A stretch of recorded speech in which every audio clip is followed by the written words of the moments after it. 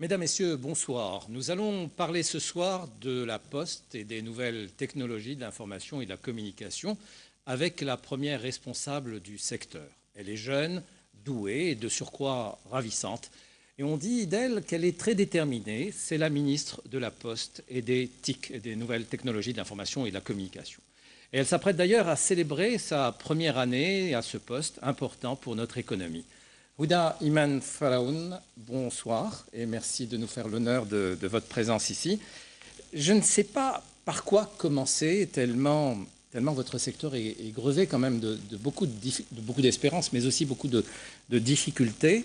Et en même temps, il est scruté par beaucoup de monde.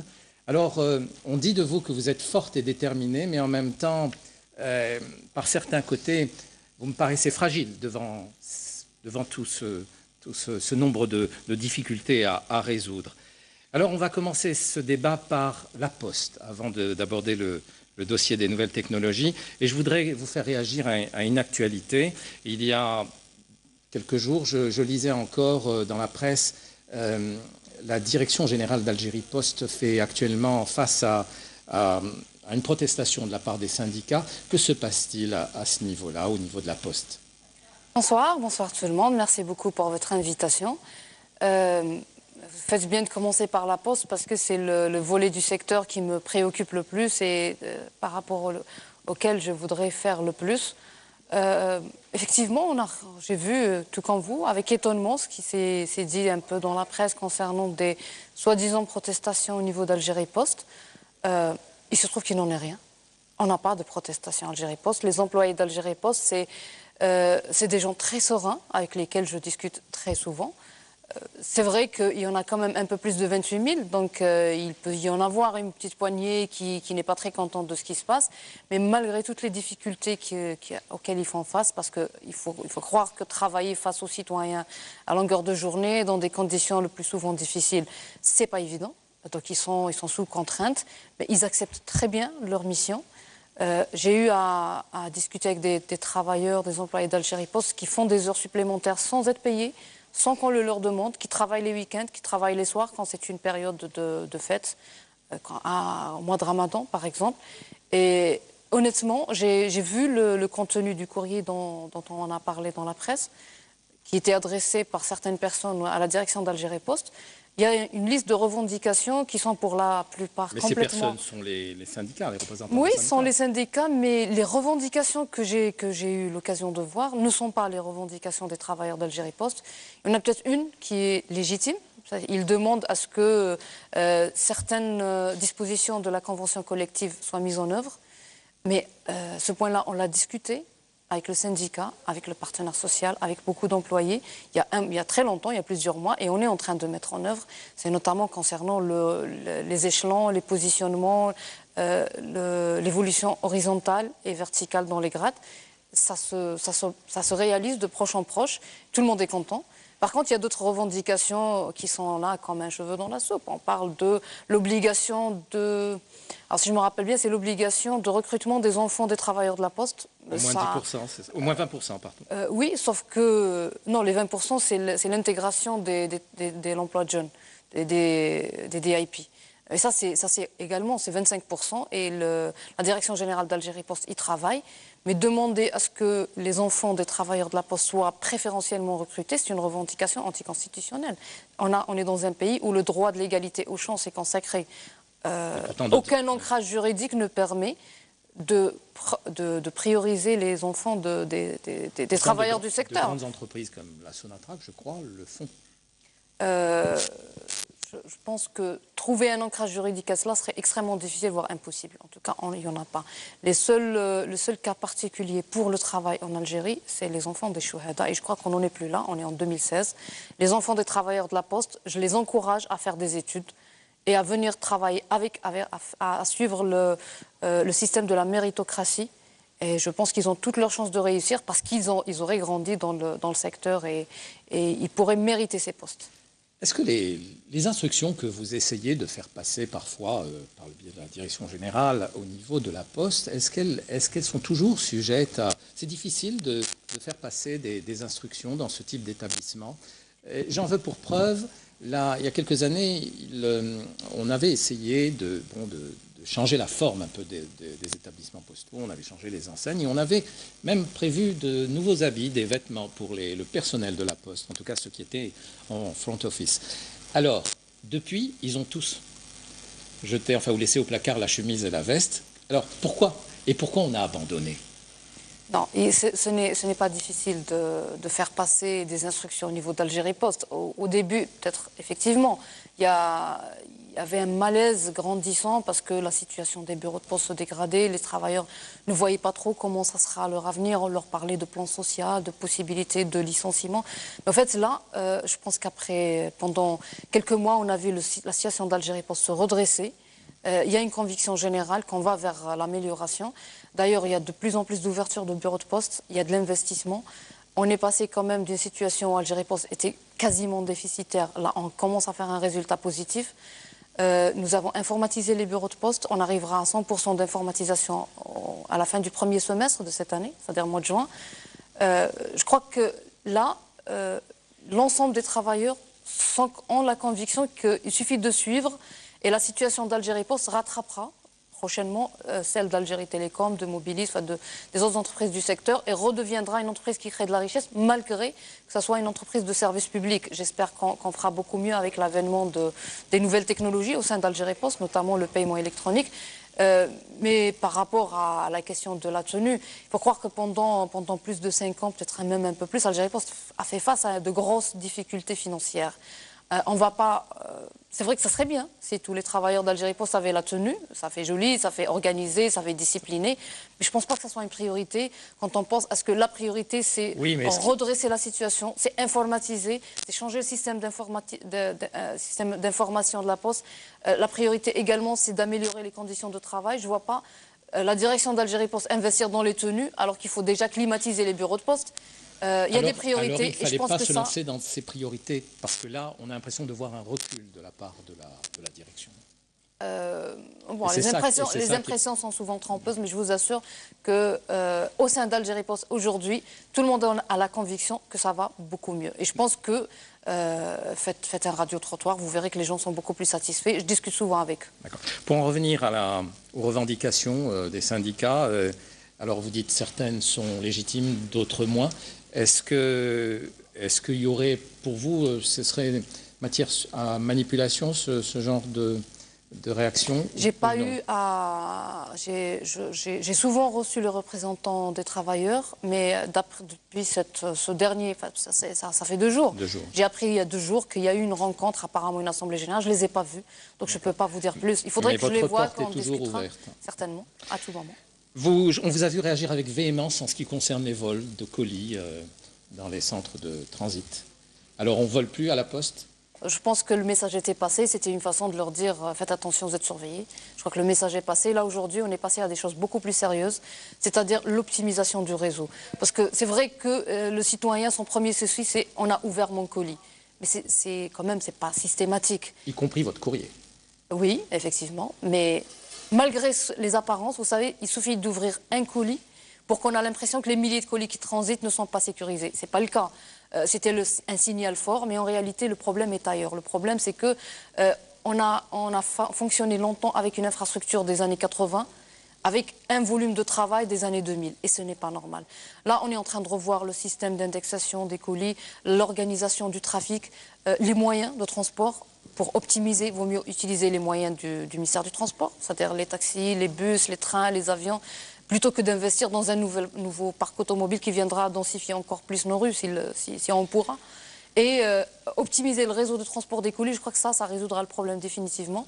Et ça sera même une source de richesse, parce que si on en parlera, je suis sûre, si on va au commerce électronique, là c'est un énorme marché qui s'ouvrira à Algérie Post pour des revenus. Exact. Et quand on dit revenus, on dit de l'argent. Et avec de l'argent, on recrute mieux, on équipe mieux, et certainement le résultat sera de mieux en mieux.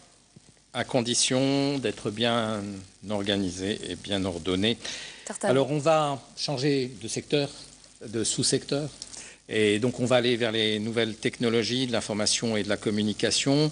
On va parler tout de suite de la 4G, dont l'avènement est attendu pour bientôt. Et d'ailleurs à ce propos, je voudrais écouter un spécialiste de la question qui va intervenir. C'est un jeune entrepreneur. Écoutons-le sur le sujet de la 4G. Madame la ministre, bonsoir. Roslan Ben Sharif, consultant en nouvelles technologies internationales et directeur général de la société MPS spécialisée dans la géolocalisation. Nous entendons parler depuis un certain temps du lancement prochain de la 4G mobile, qui devrait être lancée en fin d'année ici en Algérie, et du report constant de l'e-payment. Ne pensez-vous pas que les priorités sont inversées? Ne devrions-nous pas d'abord commencer par le e-payment qui permettrait la création d'une économie numérique locale, puis passer à la 4G qui permettrait éventuellement l'accès à des applications qui seraient de plus en plus complexes avec le temps. Ceci en sachant également que l'Algérie entre en phase aujourd'hui d'austérité et que le déploiement de la 4G nécessite des fonds colossaux qui seront de toutes les façons payés par les opérateurs à travers nos réserves de change qui s'amenuisent jour après jour. La France, qui est 4 fois et demi plus petite que l'Algérie, a coûté, pour l'opérateur qui a déployé la 4G, a coûté, et pour qui ça a coûté le moins cher, ça a coûté 900 millions d'euros. D'un autre côté, 2 des 3 opérateurs ici en Algérie n'ont pas encore terminé le déploiement de la 3G mobile ici en Algérie. Donc, est-ce que nous ne sommes pas en train de mettre un petit peu la charrue devant les bœufs? La seconde question, c'est que nous entendons souvent parler de l'intérêt qu'a le gouvernement pour justement les sociétés algériennes. Il nous demande de nous montrer, sauf que nous ne connaissons pas de procédure, où il ne nous est pas indiqué à qui est-ce qu'on doit s'adresser pour pouvoir justement exposer ces problématiques que nous rencontrons aujourd'hui tous les jours et sur lesquelles nous comptons justement sur vous et sur le gouvernement algérien pour nous aider à améliorer justement notre quotidien et nous permettre d'être plus performants, que ce soit sur le marché local ou éventuellement, Inch'Allah, pourquoi pas, sur le marché international. Je vous remercie. Merci à vous, Roslan Ben Sharif, pour votre interpellation. Madame la ministre, je voudrais qu'on écoute, avant que vous répondiez à cette interpellation, une seconde interpellation, celle de Sarah Mahchem, qui dirige une entreprise de marketing digital. On va l'écouter. Elle fait une interpellation qui est très voisine. On l'écoute. Alors bonjour, Mahchem Sarah Nadia, cofondatrice de l'agence Oximus spécialisée dans les réseaux sociaux. Alors notre quotidien, c'est Facebook, c'est Twitter et d'autres réseaux qui n'existent pas ici en Algérie. Et donc vous pensez bien que la première problématique, c'est le e-payment. Comment les payer? Et aujourd'hui, on lit l'actualité, on la suit de très près et on en parle tous les jours. Sauf que concrètement, quels sont aujourd'hui les obstacles rencontrés? Et aussi, est-ce qu'on est capable aujourd'hui sur ce plateau de donner une date de lancement? Oui, alors sur ce plateau, je veux bien, mais ce n'est pas moi qui vous donnerai cette date. Peut-être vous, Madame la Ministre. Alors, je réagis là à chaud. C'est vrai, autant cette jeune dame a tout à fait raison, c'est impératif et on est très en retard par rapport à cela. Il va falloir lancer le paiement électronique.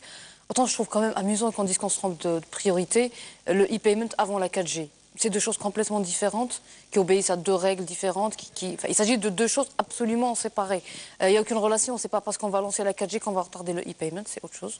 E-payment, là, aujourd'hui, en Algérie, les obstacles que demandait la jeune dame, c'est réglementaire.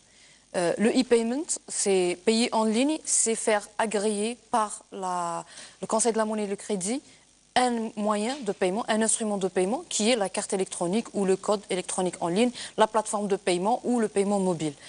Ces moyens de paiement, technologiquement, on peut les maîtriser, c'est facile, la technologie, on l'achète quand on ne peut pas se l'approprier, mais il faut le cadre réglementaire. Il se trouve que la Banque d'Algérie, qui, elle, est censée agréer, valider les moyens de paiement, les instruments de paiement, attend qu'il y ait une loi sur le commerce électronique.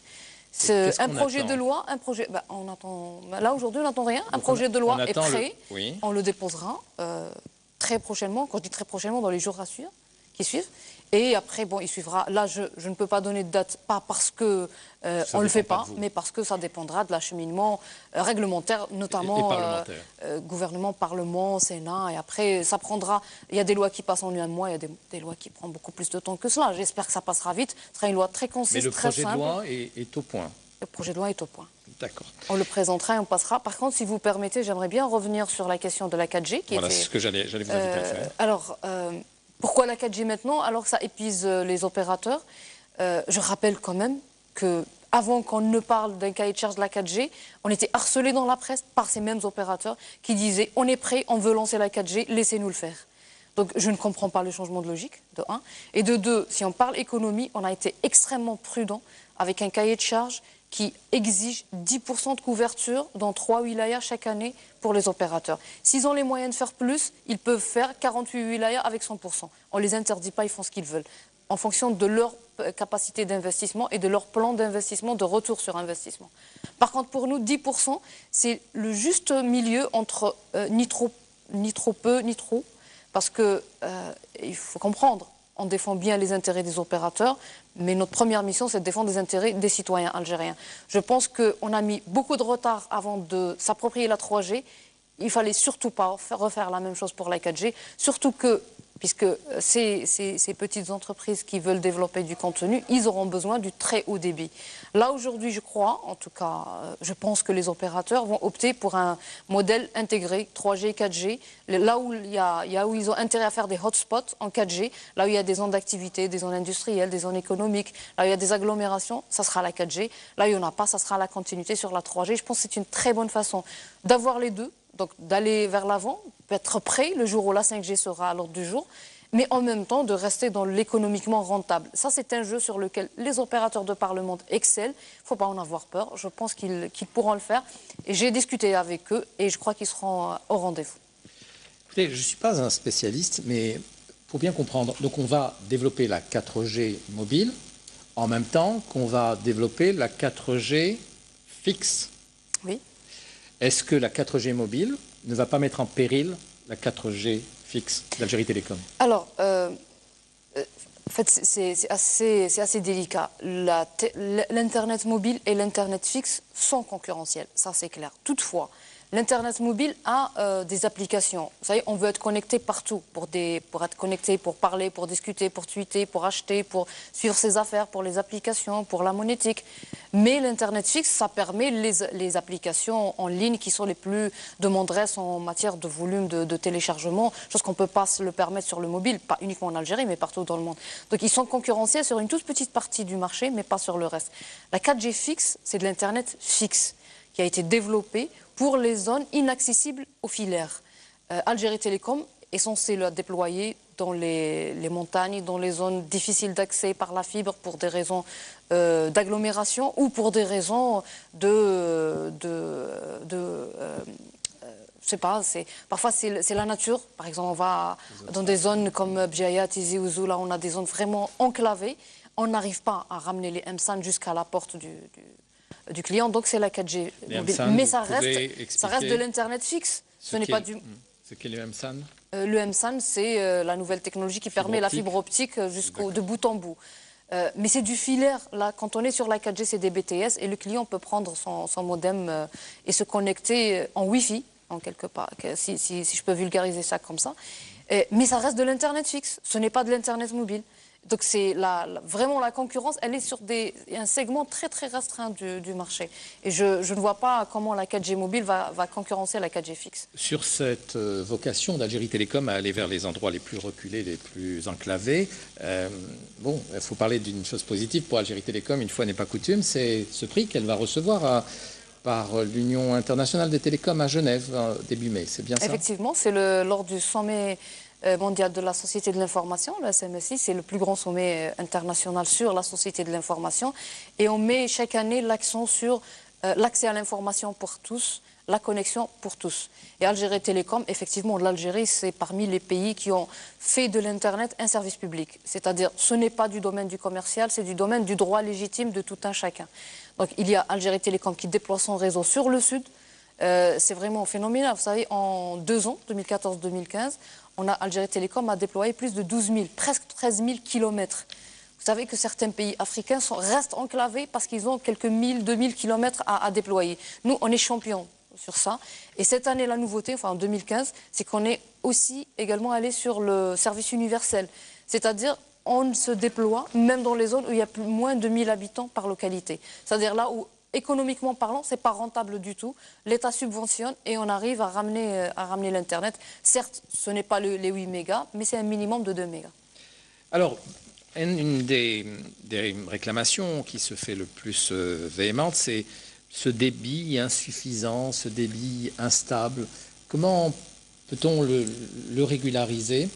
Et juste avant, j'aimerais que vous me disiez quels sont les investissements qui sont consentis par Algérie Télécom et pour cette mise en place de toutes ces structures, de tout ce câblage. C'est important, c'est très important. Pour ne pas revenir sur tous les chiffres annuels, je vous donne un chiffre qu'il faut avoir toujours en tête. 1 kilomètre de fibre optique, c'est 1 million de dinars. Donc, à chaque fois qu'Algérie Télécom déploie 1 kilomètre, c'est 1 million de dinars qu'elle débourse. Et dans la plupart des cas, vu l'étendue du territoire national, c'est de l'investissement qui ne peut être rentabilisé que sur plusieurs années. Autrement dit, on a pris plusieurs défis. Le défi de la qualité et le défi de la quantité. Et il se trouve que l'un joue sur l'autre. Là, dans le sud, on n'est pas encore à 100%. Il y a des endroits qui ne sont pas encore connectés. Qu'on essaye, il y a un plan de couverture par satellite. Qu'on va commencer avec ATS, qu'on a déjà commencé les études et ça va se concrétiser. C'est Internet par satellite.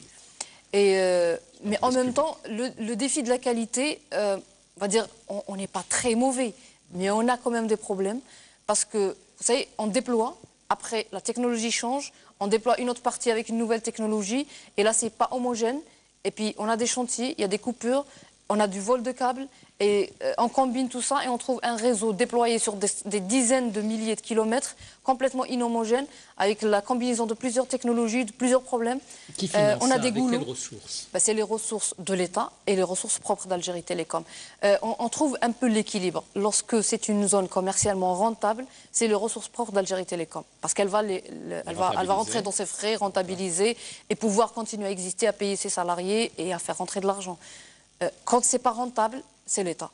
Soit à travers des AP, des autorisations de programme, soit à travers le fonds du service universel. Mais ça, c'est très récent. Ça a été lancé en décembre 2015. Oui, pourquoi ne pas vous faire, pourquoi ne pas faire assister Algérie Télécom? Bon, je sais que c'est une question que vous évacuez souvent, mais encore une fois, je voudrais revenir sur la privatisation d'Algérie Télécom, ou en tout cas le dégroupage du système de structure d'Algérie Télécom, de manière à faire participer d'autres opérateurs privés pour aller plus vite.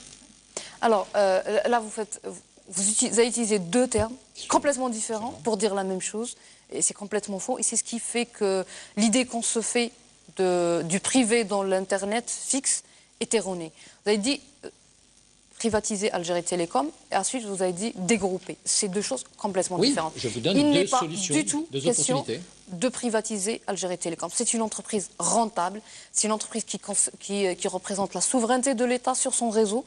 Ça, c'est pas propre à l'Algérie, encore une fois. L'État est toujours souverain sur son réseau de transport. Comme l'État est souverain sur les chemins de fer, comme l'État est souverain sur ses eaux territoriales, ça fait partie de la souveraineté de l'État. Par contre, il y a une partie du réseau qui est le dernier kilomètre, c'est-à-dire depuis l'armoire, qui est le MSAN, jusqu'à la porte du client. Ça peut être privatisé. Enfin, même pas privatisé, on ne va pas le vendre. Ça peut être ouvert à la concurrence. Alors, qu'est-ce qu'il en est? Il se trouve que la déclaration des politiques sectorielles en 2000, qui est prévalue à la loi 2003, avait avancé l'idée du dégroupage. Mais ce n'était pas une obligation de l'opérateur. L'opérateur qui, comme on vient de le dire, fait face sur plusieurs fronts, sur un très large territoire, sur beaucoup d'investissements, une technologie qui avance très vite, trop vite parfois, pour ses moyens. Mais jusqu'à aujourd'hui, il n'a pas encore jugé utile d'aller sur le dégroupage. Ça, je parle de la vision de l'opérateur économique. C'est une entreprise qui doit rentabiliser ses investissements. Par contre, mais c'est peut-être pas à lui de décider. Absolument. Là, aujourd'hui, on pense, dans le prochain projet de loi qui sera certainement soumis à l'APN, donc ça sera aux représentants du peuple pour trancher, est-ce qu'on en fait une obligation? Et dire que le dernier kilomètre, c'est-à-dire le petit câble là qui entre dans les portes des citoyens. Le petit câble, on peut en faire un câble optique. Oui, et c'est de la fibre optique, bien sûr. Est-ce qu'on permet au privé de venir investir ce terrain, qui seront certainement des clients d'Algérie Télécom, puisque c'est elle qui ramène la capacité de l'international. Ça, à mon avis, à ma conviction personnelle, ça peut être une voie pour régler la question de la maintenance des petites perturbations du réseau de distribution, qui sont les plus complexes. Et ça permettra à Algérie Télécom de se concentrer sur le réseau de transport, là où, effectivement, il faut faire de gros investissements. Et je pense qu'elle peut exceller dans ce domaine. Encore une fois, ça relève de la législation, et la question sera soulevée devant l'APN très prochainement. Vous savez que ce type d'instabilité, bon, bien sûr, rend la vie difficile aux internautes, aux particuliers, mais également aux industries, mais également... Prenez, par exemple, on veut développer le tourisme. Un hôtelier me disait dernièrement que pour répondre aux réservations en ligne, il faut être réactif. Quand le système ne marche pas, quand le débit n'est pas là, impossible de répondre. Donc il faut attendre.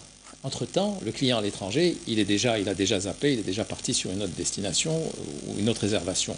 Même chose dans les chambres d'hôtel, maintenant, quelquefois, ils sont connectés sur Internet pour diffuser la télévision. Souvent, l'image... Donc vous voyez, c'est des choses comme ça qui embêtent. Effectivement. Écoutez, on a généralement tendance, c'est malheureux, tendance à voir la moitié vide du verre, il faut voir la moitié remplie.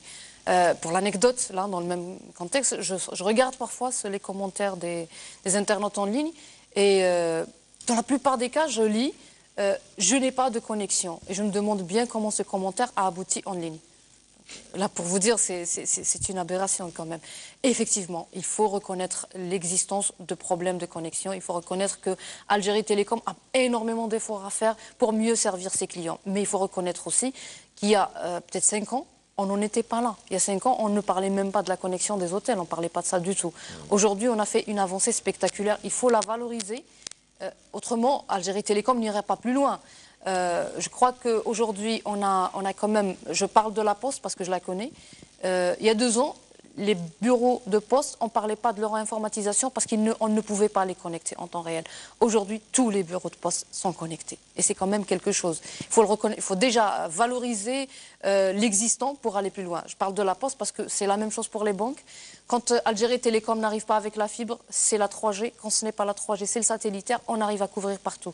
Les professionnels, ceux qui peuvent payer le prix, qui ont intérêt, parce que c'est de l'investissement pour eux, je crois qu'ils peuvent avoir accès à de très très hauts débits aujourd'hui en Algérie. Peut-être qu'on n'arrive pas encore à le voir, on n'arrive pas encore à le sentir, parce que c'est récent, c'est 2015, 2016, un petit peu vers la fin 2014, on a commencé à avoir le haut débit. Mais je crois qu'au niveau des particuliers, c'est vraiment les perturbations du réseau de distribution qui font qu'on est mécontent. Mais le mécontentement est vraiment minime par rapport à ce qu'il y avait.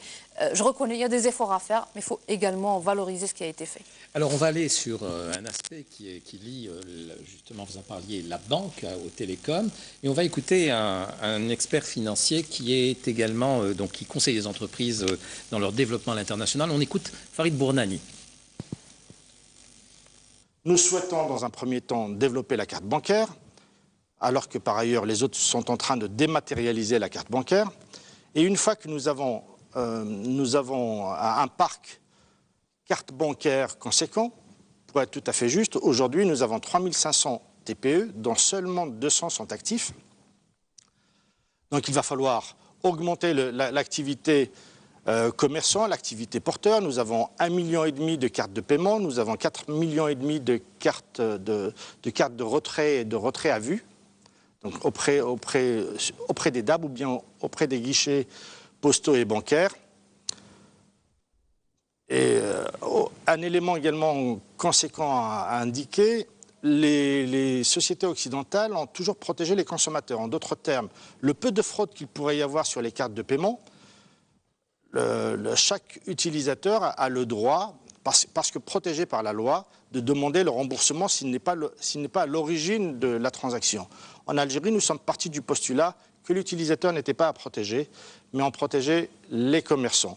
Or, nous le savons, c'est prouvé, j'ai eu à le dire il y a quelques jours, l'ensemble du parc carte bancaire que nous avons en Algérie est violable. En d'autres termes, le PIN ne sert strictement à rien parce que nous nous sommes dotés d'une technologie qui est un peu obsolète. Merci. Voilà, Madame la Ministre, est-ce que vous voulez réagir à cet aspect? Oui, en fait, il a parlé de pas mal de points. Tout d'abord, il a souligné un peu la fragilité des cartes de paiement. En fait, je crois que tout le monde avait remarqué à un moment donné le manque de cartes postales. Oui. C'est parce que, effectivement, on s'était dit, avant de réfléchir e-payment, m-payment et tout ça, il faut revoir ce qu'on a. Est-ce que notre système est bien protégé? Et je l'avais dit, peut-être à plusieurs reprises, protéger le consommateur en ligne est prioritaire à son autorisation à consommer en ligne. Et donc là, Algérie Post a revu, bon, je parle d'Algérie Post, mais les banques font la même chose. D'ailleurs, Algérie Post avec les banques sont tous rassemblés dans le géomonétique. Ils réfléchissent ensemble sur les meilleurs moyens de protéger, de ramener la carte bancaire et la carte postale aux normes internationales, la norme EMV, la plus reconnue aujourd'hui. Et après, il y a les normes des plateformes de paiement en ligne qu'il faut développer, pour s'assurer que toutes les transactions en ligne seront traçables, qu'on pourrait rembourser s'il y a de la fraude, qu'on pourrait détecter quand une carte est fausse, qu'on pourrait éventuellement reconnaître lorsqu'il y a des tentatives de violation de code. Tout ça, c'est des normes techniques qu'il faut mettre à jour avant de passer au paiement en ligne. Mais pas seulement. Il a parlé de la protection du consommateur. Je suis désolée de le contredire. La loi algérienne protège le consommateur. Aucune loi ne protège le commerçant contre le consommateur. Ça n'existe pas. Par contre, s'il parle de commerce électronique, il se trouve qu'on n'a pas encore de loi sur le commerce électronique. Et je peux le rassurer, le projet de loi qui sortira de mon département dans les jours qui suivent ne protège que le consommateur. Et d'ailleurs, il est dédié, dans 80% de ses articles, à la protection du consommateur. Eh bien, je crois que c'est l'occasion est rêvée pour faire parler le président de l'association des consommateurs. Docteur Zebdi Mustafa, président de l'organisation des consommateurs APOS. Madame la ministre, bonsoir. Nous recevons quotidiennement des requêtes des différents secteurs de consommation. Bien évidemment, et malheureusement, le secteur des TIC est le secteur où on a le maximum de requêtes. Je peux donner un chiffre. 70 à 80% des requêtes, c'est sur les TIC. Nous avons eu le plaisir d'avoir une séance de travail avec vous au cours de l'année 2014, où il a été convenu qu'on fasse une conférence nationale avec les experts, avec tous les organismes impliqués dans les TIC, afin de faire une remontée de données, afin d'essayer de trouver des solutions pour un petit peu améliorer le service. Malheureusement, jusqu'à ce jour, cette conférence n'a pas eu lieu. Madame la ministre, vous savez que le consommateur algérien dans le secteur des TIC, il a des droits bafouillés. Et on vous a rapporté le cas de l'itinérance, la portabilité, où un client étranger, quand il vient sur le sol algérien, il a plus de droits. Il peut bénéficier de l'itinérance gratuitement, c'est-à-dire il peut basculer d'un opérateur à un autre gratuitement, alors que nous, Algériens, nous pouvons bénéficier de cet outil technologique. Nous sommes condamnés à être fidèles à un opérateur de téléphonie mobile parce que nous sommes privés d'un droit qui est la portabilité. Nous ne pouvons changer d'opérateur par peur de perdre notre numéro. Ça, c'est des problèmes qui vous ont été rapportés. Il a été convenu de voir la loi sur les TIC, cette loi qui n'a pas encore vu le jour, malheureusement. Ces propositions ont été faites lors de l'époque de M. Ben Hamadi, mais malheureusement, Mme Derdouri a retiré le projet de l'APN. Donc, on est en train d'attendre au moins d'avoir les droits élémentaires, les droits basiques, les droits où le consommateur ou le client algérien puisse bénéficier de ce que bénéficient d'autres abonnés dans d'autres pays. Vous avez condamné le gain supplémentaire de 10 dinars et vous avez évoqué la prise de mesures de sanctions à l'égard de commerçants qui ont cette marge bénéficiaire lors de transfert d'un crédit, lors d'une transaction de ce type. Nous sommes tout à fait d'accord. Mais ne voyez-vous pas, Madame la Ministre, que certains opérateurs de la téléphonie mobile, eux-mêmes, bénéficient de ce taux supplémentaire lors d'une transaction entre clients eux-mêmes. C'est-à-dire, comme moi, abonné, je donne de mon crédit à un autre abonné, ce rajout de 10 dinars existe pour certains opérateurs. Ne faut-il pas être plus juste et les aussi sanctionner? Ne voyez-vous pas que la marge bénéficiaire de ces petits commerçants qui font ces transactions, elle est minime? C'est une transaction qui est nulle, presque nulle. C'est pour cela qu'ils ont recours à cette marge bénéficiaire. Je pense qu'il faut s'attaquer beaucoup plus aux opérateurs pour donner l'exemple aux petits commerçants. Voilà, donc un représentant donc le président de l'association des consommateurs qui défend d'ailleurs un peu également les commerçants. Est-ce que voilà, qu'est-ce que vous voulez lui répondre? Alors, effectivement, on avait eu une séance de travail, je me rappelle très bien, sauf que c'était en 2015, en 2014, je n'en étais pas encore ministre du secteur. Et on a parlé de la portabilité du numéro, on a parlé de l'itinérance nationale. Là, par contre, il mélange deux concepts. Le client étranger, quand il arrive, il paye, parce qu'il paye le roaming. Ce n'est pas gratuit pour lui, ça c'est clair. Pour le client national, pour ce qui est de la portabilité du numéro et de l'itinérance, c'est inscrit dans le projet de loi. Projet de loi qui est maintenant lancé dans les rouages de l'administratif. Donc il arrivera quand il arrivera en suivant la voie habituelle. Il a parlé de l'organisation d'une rencontre, effectivement, je leur ai dit. Il m'avait dit qu'il y avait pas mal de personnes qui avaient plein d'idées, qui voulaient exprimer dans une conférence où on discutera. Toutefois, je n'ai pas eu un feedback de leur part. Je leur ai dit, vous êtes libres, invitez qui vous voulez, envoyez-moi la liste et je viendrai. Entre-temps, il y a un grand nombre de ces personnes-là dont on en avait parlé, que j'ai reçues personnellement dans mon bureau. Il y en a avec lesquels on a eu des séminaires dans l'auditorium du département. Ailleurs, j'ai été invitée souvent, j'ai discuté avec pas mal de gens. Ma porte n'est jamais fermée, ils peuvent venir à tout moment, ramener leurs invités, je les écouterai avec grand intérêt. Et je vous assure que pour beaucoup, les idées que je ramène dans le secteur, je les trouve chez ces gens-là avec qui je discute. Sur la suppression des 10 dinars. Pour la suppression des 10 dinars, alors là, par contre, il a dit que j'avais affirmé, ou j'avais annoncé que j'allais supprimer. J'ai rien annoncé du tout, je n'en ai jamais parlé.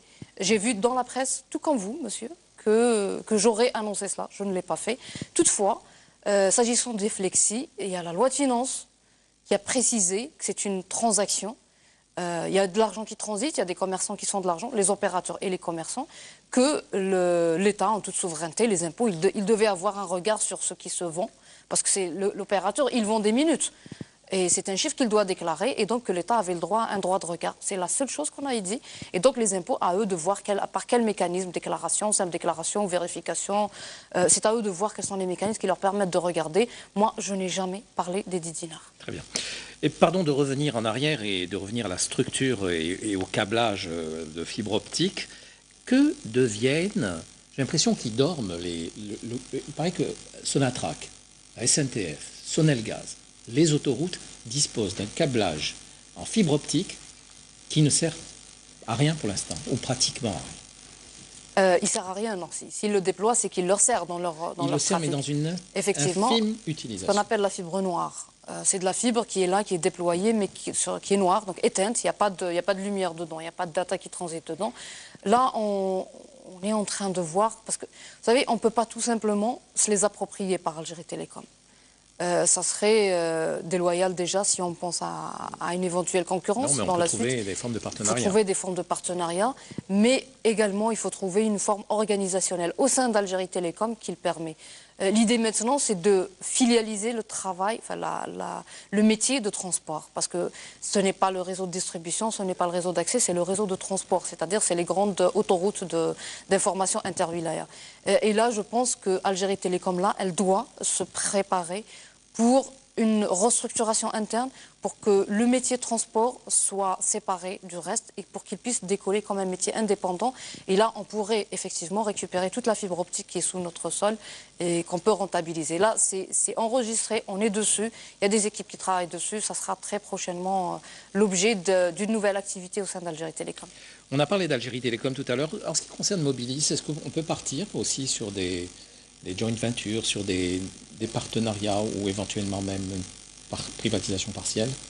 Privatisation de Mobilis... Pour affronter le monde de la 4G. Honnêtement, Mobilis, cette année, elle reversera de l'argent au trésor public comme dividende. C'est une entreprise qui fait des bénéfices. Algérie Télécom aussi, vous l'avez dit. Algérie Télécom aussi, c'est une entreprise qui fait des bénéfices, mais pour le moment, elle réinvestit tout son résultat. Mobilis, elle arrive à investir et quand même à participer dans l'économie nationale. Je pense qu'une équipe qui gagne, on ne la change pas. Privatisation, si on en a besoin, on n'en a pas, donc on n'en parle pas. Par contre, le partenariat technologique, effectivement, ça c'est nécessaire. Vous savez, la technologie avance très vite. On a beau investir dans la formation, dans le transfert technologique, si on n'a pas un partenaire avec lequel échanger au quotidien, on est mal. C'est vraiment très pointu comme technologie. Et là, je crois que la réflexion est lancée, notamment sur le déploiement de la 4G. Mobilis est en train de voir quelles sont ses meilleures options. Multiplier les partenaires, en choisir un et fidéliser. C'est un choix économique, technologique, mais surtout commercial, que les équipes de Mobilis, sur lesquelles ils vont trancher très prochainement. Pour qu'une entreprise soit équilibrée, il faut encore qu'elle ait une direction qui soit affirmée. Aujourd'hui, sa direction est encore intérimaire. Alors, à quand une titularisation ou à quand? Écoutez, diriger une entreprise, ce n'est pas une personne, c'est une équipe. Qu'une personne soit nommée DG, PDG, DG intérim, peu importe. L'équipe dirigeante de Mobilis est stable, elle dirige et elle est performante. Je pense qu'il faut changer un peu les mentalités des gens. Il ne faut pas percevoir l'entreprise ou le département ou le service comme une personne. Il c'est est une anormal équipe. aussi de voir dans différentes institutions, dans différentes entreprises, des intérimas ou des intérimaires qui perdurent comme ça. Vous savez, on fait partie quand même des pays où les postes sont les moins intérimaires. Allez aux pays anglo-saxons, vous verrez que c'est des contrats de travail qui peuvent être interrompus à tout moment. Ce n'est pas le cas chez nous. Donc, si vous voyez les modèles qui réussissent le mieux dans le monde, c'est là où le travail n'est pas pérennisé. Donc, on est quand même dans le travail périn, donc il ne faut pas mélanger les principes. Mobilis à la bourse, le Conseil des participations de l'État, présidé par M. Sellel, a décidé que Mobilis devait aller à la bourse. Alors c'est pour quand? Certainement pas cette année. Il faudra d'abord que Mobilis redéfinisse son plan d'investissement des 5 ans en fonction de l'avènement de la 4G qui n'était pas prévu. Après, elle pourra, une fois tout ça assaini, elle pourra aller, elle ira sereinement vers la bourse. Bien, on va essayer de s'extirper un peu de ces discussions un peu tatillonnes. Et dites-moi en quoi votre secteur peut être utile à toute l'économie. Quelle est la vision que vous en avez et comment vous voyez le développement des choses pour les années à venir? Alors, même si vous ne serez peut-être plus là. Ah oui, mais je l'avais dit, ce n'est pas une affaire de personne. Une vision, c'est une affaire d'État. Je pense que les TIC sont primordial pour la nation algérienne pour 3 choses. Tout d'abord, il y a le volet sociétal. Sans TIC, on n'avancera pas. Ni la société ne se développera, parce que c'est le moyen de développer l'éducation, la santé, tout le reste. Les autres secteurs doivent impérativement compter sur les TIC pour se développer. L'agriculture, l'industrie, le tourisme, oui, tous les secteurs ne peuvent pas se développer s'il n'y a pas les TIC. Mais en tant que valeur propre, valeur ajoutée, mais propre au secteur, je pense que là, ce qu'on est en train de faire en Algérie, c'est l'État investit, les opérateurs investissent, on achète des équipements, on déploie des réseaux et on vend de l'Internet, on vend de la data, on vend de la voix aux Algériens. Algériens qui sont eux-mêmes, pour la plupart, payés sur le trésor public ou payés sur ce que génère l'économie nationale. Donc en fait, on investit pour vendre en Algérie, donc on ne génère pas de valeur ajoutée. Je crois fermement que si on veut que ce secteur contribue efficacement, et je suis sûre qu'il contribuera très largement, il faudrait vendre nos produits à l'international. Certainement, il y aura... C'est ce que vous appelez développer l'industrie du contenu. Il y a ça, mais pas uniquement. L'industrie du contenu, là je fais confiance à nos jeunes. Je crois que ce n'est pas une affaire d'investissement de l'État. Il faut de la matière grise, il faut de l'innovation, il faut les petites entreprises. Ça s'est fait partout dans le monde. C'est l'innovation, c'est vraiment l'incubation des idées qui sortent de l'université, qui sortent de chez les génies, qui sont, je suis sûre qu'il y en a beaucoup en Algérie. Je crois que le gouvernement est en train de mettre en place tous les mécanismes qu'il faut pour les développer, mais il y a autre chose. Vous savez, aujourd'hui, on est en train de mettre en place l'Orval, la connexion Oran-Valence, et l'Alval, Alger-Valence. Ça va multiplier les capacités qui arrivent en Algérie, probablement, si on est bon, si on arrive vraiment à investir quand il faut, par 10, peut-être par plus. Parce qu'une fois le câble est là, chaque année, on peut augmenter les capacités. Là, on pourra couvrir la demande nationale, mais on aura du surplus. Oui, mais madame, il faut toujours anticiper, parce que quand il y aura Oran-Valence et Alger-Valence, ailleurs, il y aura beaucoup plus de choses. Beaucoup plus de choses. En termes de débit, en termes de... Vous savez, le transfert de données intercontinent, c'est les câbles sous-marins. Il y a pas, aujourd'hui, il y a le satellite, mais le satellite coûte beaucoup plus cher que le câble. Ça, c'est mondial, c'est international. On ne va pas inventer quelque chose qui n'existe pas encore. Alors là, aujourd'hui, on aura de la capacité et on est en train de remettre à l'ordre du jour et de finaliser, ça c'est une très bonne nouvelle pour l'Algérie, le fameux projet de la dorsale transsaharienne, c'est-à-dire connecter Alger à l'Afrique. Là, a priori, ce projet est humanitaire parce qu'il y a des pays africains enclavés qui n'ont pas d'accès et qui sont aujourd'hui privés de cette manne technologique qui est l'Internet. On va les aider pour se connecter. C'est le rôle de l'Algérie qu'elle a toujours eu en Afrique, mais également, ça a un aspect, un volet très commercial. Vous savez, si on arrive à vendre des capacités pour l'Afrique sur des câbles terrestres, on va probablement générer, si ce n'est pas la moitié, peut-être un peu le tiers de ce que génèrent les hydrocarbures. C'est un investissement très lucratif. Il y a des entreprises de par le monde qui font des centaines de millions de dollars annuellement, rien qu'en vendant des capacités. Vous savez, la minute ou le méga coûte très cher. Et il y a de plus en plus de demandes. Si l'Algérie retrouve sa position de pilote en Afrique, on va faire beaucoup d'argent avec ça. Et je crois que c'est vers ça qu'il faut y aller. Très bien. J'ai encore deux interpellations à vous faire écouter. Je voudrais qu'on écoute la suivante et écoutons Monsieur Omar Weich. Madame la ministre, bonsoir. Ahmed Mehdi Omar Weich, président de Algeria Digital Cluster. Le cluster qui est un groupement d'entreprises, on est une trentaine à peu près. Et parmi nos objectifs, c'est d'être force de proposition et aussi interlocuteur des pouvoirs publics pour la feuille de route de l'établissement d'une économie numérique performante. Ce que nous regrettons, c'est que très souvent, les orientations et la réglementation, nous la subissons plutôt que d'être, on va dire, partenaires et contributeurs. Au jour d'aujourd'hui, nous nous apprêtons à signer une convention cadre avec des partenaires français, en l'occurrence la French Tech, et nous regrettons que ça soit plus facile pour nous d'approcher des administrations ou des entités étrangères que notre ministère de tutelle. Donc, je viens aussi, c'est une question, mais aussi une main tendue pour dire que nous sommes engagés à travailler ensemble pour l'émergence d'une économie numérique performante. Merci, Madame la Ministre.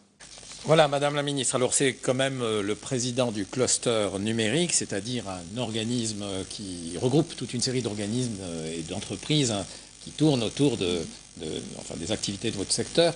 Et donc, ils se sentent lésés. Alors, est-ce qu'ils ont raison ou non? Honnêtement, j'ai eu l'occasion de le rencontrer à Bourj Bouarich quand j'y étais avec mes deux collègues de l'enseignement supérieur et de l'industrie.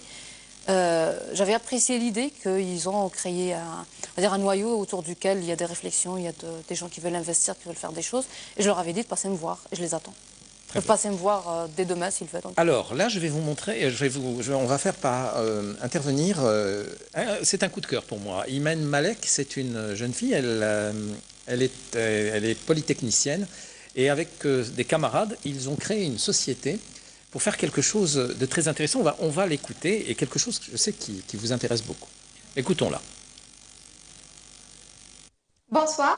Malik Iman, jeune femme entrepreneur. Nous sommes un groupe de jeunes ingénieurs algériens diplômés de l'École nationale polytechnique. Nous avons lancé notre entreprise Sarl AquaSafe où nous développons des solutions technologiques autour de l'Internet des objets avec des produits 100% de conception algérien, que ce soit pour le software ou pour le hardware. En effet, Madame la Ministre, lors d'une de vos déclarations dans une émission télévisionniste, où vous avez annoncé que l'Algérie ne sera pas à l'écart par rapport à cette technologie qui est l'Internet 3.0. Et vous avez annoncé aussi qu'il y a la possibilité de coopérer avec d'autres boîtes étrangères à cause du manque dans les capacités algériennes dans ce secteur-là. Ma question est, est-ce que le marché algérien est prêt pour adopter une telle technologie et quelle est la part des startups algériens dans ce secteur-là? Merci. Voilà donc une inquiétude pour cette jeune entreprise qui veut se verser donc dans la connectivité des objets. Quelque chose d'intéressant. Je crois que c'est la seule entreprise à le faire en Algérie. Les objets connectés, écoutez, les objets connectés, c'est demain. C'est l'avenir des TIC. Il me semble que j'ai toujours dit que je compte énormément, voire à 100%, sur les jeunes Algériens, sur les petites entreprises. Moi, je crois que l'économie, et notamment l'économie des TIC, ne peut se développer que si elle compte majoritairement sur les petites entreprises. Les grosses boîtes deviennent rapidement des mastodontes et ne peuvent plus innover.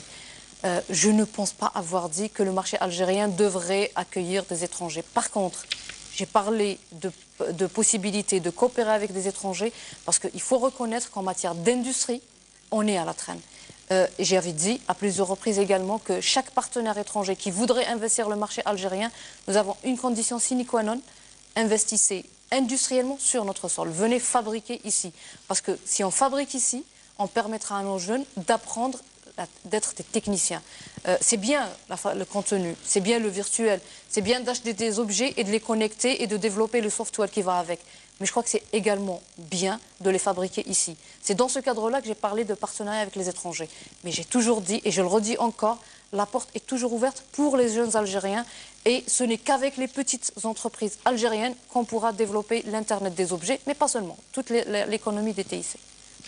Et réfléchir à demain qui est déjà hier, pour reprendre vos propos. Effectivement. Je voudrais aussi ajouter, avant de nous quitter, vous m'aviez promis de me livrer un scoop. Alors, quel est-il? Effectivement. Alors, tout à l'heure, je vous avais parlé de la vision de s'expatrier, de vendre à l'international les capacités. Alors, je peux vous dire qu'aujourd'hui, on vient de créer Algérie Télécom Europe, une filiale d'Algérie Télécom, dont le siège est à Madrid à partir d'aujourd'hui. Voilà, et qui va se charger de la vente des capacités dans un premier temps pour les besoins nationaux. Et la vision, c'est d'aller vendre ailleurs et exporter nos produits à l'international. Alors, je sais que vous êtes une fierté de Sidi Bel Abbès et je dois y aller la semaine prochaine. Alors, qu'est-ce que je dois y voir, y manger et y écouter? Alors, Bel Abbès, c'est une magnifique petite ville, mais malheureusement, vous allez partir... au mauvais moment? Au mauvais moment. Je vais vous dire pourquoi. Parce qu'il y a un très beau projet qu'on est en train de développer à Bel Abbès, c'est le tram. Et comme Bel Abbès est un plateau, je crois que ça va être plus pour des balades touristiques qu'autre chose. Ça sera magnifique, mais là, c'est en chantier. Donc, vous allez voir beaucoup de sable, parce qu'il y a des chantiers.